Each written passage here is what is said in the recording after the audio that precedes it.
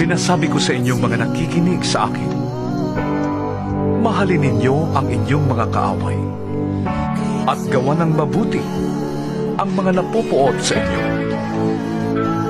Pagpalain ninyo ang sumusumpa sa inyo at ipanalangin ang mga nang-aapi sa inyo.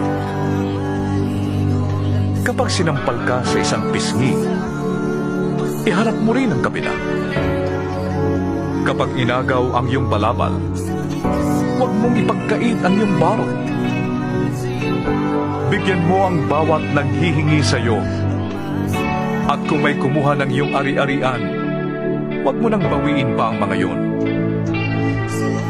Gawin ninyo sa iba ang ibig ninyong gawin nila sa inyo. Kung ang nagmamahal lamang sa inyo ang inyong mamahalin, ano pang gantimpala ang inyong hihintayin? Ang mga makasalanan man ay marunong ding magmahal sa mga nagmamahal sa kanila. Kung ang mga mabuti lamang sa inyo ang inyong gagawa ng mabuti, ano pang gantimpala ang inyong hihintayin? Kahit ang masasamang tao ay gumagawa rin yan. At kung ang makakabayad lamang ang inyong pauutangin, ano pang gantimpala ang iyong hihintayin? Kahit ang masasamang tao ay nagpapautang din sa kapwa nila masama sa pag-asang sila'y babayaran. Mahalin ninyo ang inyong mga kaaway at gumawa kayo ng mabuti. Magpautang kayo nang hindi umaasang kayo'y babayaran. Sa gayon, malaking gantimpala ang tatanguhin ninyo at kayo'y magiging mga anak ng kataas-taasang Diyos, sapagkat siya'y mabuti kahit sa masasama at sa mga hindi marunong tumanaw ng utang na loob. Maging mahabaking kayo na gaya ng inyong Ama. Huwag kayong humatol at hindi kayo hahatulan.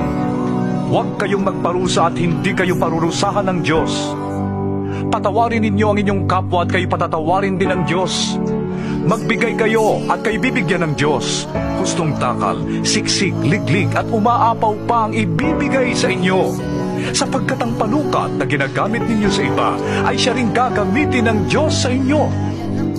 Maaari kayang mag-akay ang bulag ng kapwa bulag. Pareho silang mahuhulog sa hukay kapag ginawa nila ang ganon. Walang alagad na nakakahigit sa kanyang guro.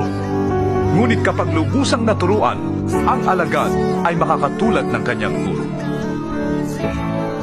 Bakit mo napapansin ang puwing ng iyong kapatid?